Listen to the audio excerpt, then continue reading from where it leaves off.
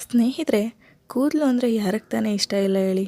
ಗಂಡು ಹೆಣ್ಣು, ಯುವಕರು, ವಯಸ್ಕರು, ವೃದ್ಧರು, ಮಕ್ಕಳು, ಹೀಗೆ ಯಾವುದೇ ವಯಸ್ಸು, ಬಣ್ಣ, ಜಾತಿ, ಧರ್ಮ, ದೇಶ ಇದ್ಯಾವುದರ ವ್ಯತ್ಯಾಸನೂ ಇಲ್ಲದೆ ಪ್ರತಿಯೊಬ್ಬರು ಕೂಡ ತಮ್ಮ ಕೂದಲನ್ನ ಪ್ರೀತಿಸ್ತಾರೆ. ಕೆಲವರಂತೂ ಅತಿಯಾದ ಕಾಳಜಿಯಿಂದ, ಜಾಗರೂಕತೆಯಿಂದ ತಮ್ಮ ಕೇಶರಾಶಿನ ಕಾಪಾಡ್ಕೊಂಡು ಬಂದಿರ್ತಾರೆ. ಬನ್ನಿ, ಇವತ್ತು ನಾವು ಪ್ರತಿಯೊಬ್ಬರು ತಮ್ಮ ಜೀವನದಲ್ಲಿ ತುಂಬಾ ಪ್ರಾಮುಖ್ಯತೆ ಕೊಡುವಂಥ ಕೂದಲಿನ ಬಗ್ಗೆ ಕೆಲವೊಂದು ಪ್ರಮುಖವಾದಂಥ ವಿಷಯಗಳನ್ನು ಈ ವಿಡಿಯೋದಲ್ಲಿ ತಿಳ್ಕೊಂಡು ಬರೋಣ. ಕೂದಲು ಮಾನವನ ದೇಹದ ಭಾಗದ ಒಂದು ಡೆಡ್ ಟಿಶ್ಯೂ ಆಗಿದ್ದು, ಪ್ರತಿಯೊಂದು ಕೂದಲಿನ ಎಳೆಯೂ ಕೂಡ ಮೆಡ್ಯುಲಾ, ಕಾರ್ಟೆಕ್ಸ್ ಮತ್ತು ಕ್ಯೂಟಿಕಲ್ಗಳಿಂದ ಆಗಿದೆ. ಮಾನವನ ಇತರ ಅಂಗಗಳಂತೆ ಕೂದಲು ಸಹ ಕಾಳಜಿಯನ್ನು ಬಯಸುತ್ತೆ. ಸ್ನೇಹಿತರೆ, ಕೂದಲನ್ನ ಕಾಳಜಿ ಮಾಡುವಾಗ ನಾವು ಪ್ರಮುಖವಾಗಿ ಕೂದಲಿನ ಬುಡ ಅಂದರೆ ಹೇರ್ ಸ್ಕ್ಯಾಲ್ಪ್ ಮತ್ತು ಕೂದಲಿನ ಉದ್ದ ಅಂದರೆ ಏರ್ ಲೆನ್ಸ್ನ ಮೇಲೆ ಗಮನ ಕೊಡಬೇಕಾಗುತ್ತೆ.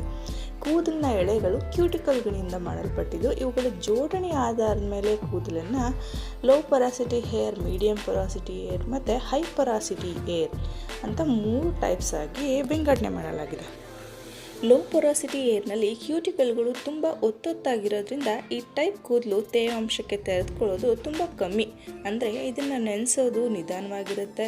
ಯಾವುದೇ ಮಾಯಿಶ್ಚರೈಸರ್, ಶಾಂಪೂ, ಅಪ್ಲಿಕೇಶನ್ಗಳನ್ನು ಇದು ಅಬ್ಸರ್ವ್ ಮಾಡೋದಕ್ಕೆ ತುಂಬ ಸಮಯ ತಗೊಳುತ್ತೆ. ಹಾಗೆಯೇ ಇದರ ರಂಧ್ರಗಳು ಚಿಕ್ಕದಾಗಿರೋದ್ರಿಂದ heavy oil like castor oil, olive ಆಯಿಲ್ಗಳಂಥ ಆಯಿಲ್ಗಳು ಇದಕ್ಕೆ ಹಾಗೆ ಬರೋದಿಲ್ಲ. ಹಾಗೆಯೇ ಯಾವುದೇ ಆಯಿಲ್ ಆಗಲಿ, ಶಾಂಪೂ ಆಗಲಿ ಮತ್ತು ಅಪ್ಲಿಕೇಶನ್ಗಳಾಗಲಿ ಇದಕ್ಕೆ ಲೈಟ್ ಆಗಿರೋದನ್ನು ನಾವು ಸೆಲೆಕ್ಟ್ ಮಾಡಬೇಕಾಗುತ್ತೆ.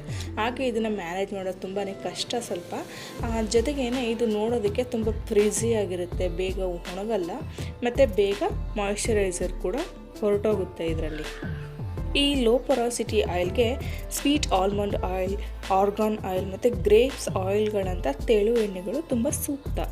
ಇನ್ನು ಮೀಡಿಯಂ ಪೊರಾಸಿಟಿ ಹೇರ್ನಲ್ಲಿ ಕ್ಯೂಟಿಕಲ್ಗಳು ತುಂಬ ಒತ್ತೊತ್ತಾಗಿರೋದ ಕಾರಣ ಇದು ತೇವಾಂಶವನ್ನು ಬೇಗ ಹೀರ್ಕೊಳ್ಳುತ್ತೆ ಮತ್ತು ತುಂಬ ಸಮಯದ ತನಕ ಆ ತೇವಾಂಶವನ್ನು ಹಿಡಿದಿಟ್ಕೊಳ್ಳುತ್ತೆ. ಮೀಡಿಯಂ ಪೊರಾಸಿಟಿ ಹೇರನ್ನು ಮ್ಯಾನೇಜ್ ಮಾಡೋದಕ್ಕೆ ತುಂಬ ಸುಲಭವಾಗಿದ್ದು, ಈ ವಿಧದ ಕೂದಲು ಆರೋಗ್ಯವಾಗಿಯೂ ಆಕರ್ಷಕವಾಗಿಯೂ ಒಳ್ಳೆ ಬಣ್ಣವನ್ನು ಹೊಂದಿರುತ್ತೆ. ಯಾವಾಗಲೂ ಮಾಯಿಶ್ಚರೈಸ್ ಆಗಿರುತ್ತೆ. Black seed oil, neem oil ಮತ್ತು ರೋಸ್ ಹಿಪ್ನಂಥ ಆಯಿಲ್ಗಳು ಮೀಡಿಯಂ ಪೊರಾಸಿಟಿ ಹೇರ್ಗೆ ಹೊಂದಿಕೆ ಆಗುತ್ತೆ.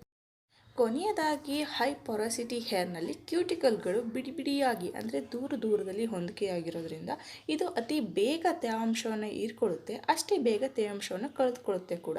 ಇದರಿಂದಾಗಿ ಬೇಗ ಡ್ರೈ ಆಗುತ್ತೆ ಈ ಏರು. ಈ ವಿಧದ ಹೇರ್ ಕೇರ್ ಸ್ವಲ್ಪ ಕಠಿಣವಾಗಿರುತ್ತೆ. ಹೆವಿ ಅಪ್ಲಿಕೇಶನ್ಗಳು ಮತ್ತು ಹೆವಿ ಆಯಿಲ್ಗಳು ಇದಕ್ಕೆ ಹೊಂದಿಕೆ ಆಗಿರುತ್ತೆ. ಕ್ಯಾಸ್ಟರ್ ಆಯಿಲ್, ಆಲಿವ್ ಆಯಿಲ್ ಮತ್ತು ಕೊಕೊನಟ್ ಆಯಿಲ್ಗಳನ್ನು ಹೈ ಪೊರಾಸಿಟಿ ಏರ್ಗೆ ಬಳಸ್ಬೋದಾಗಿದೆ.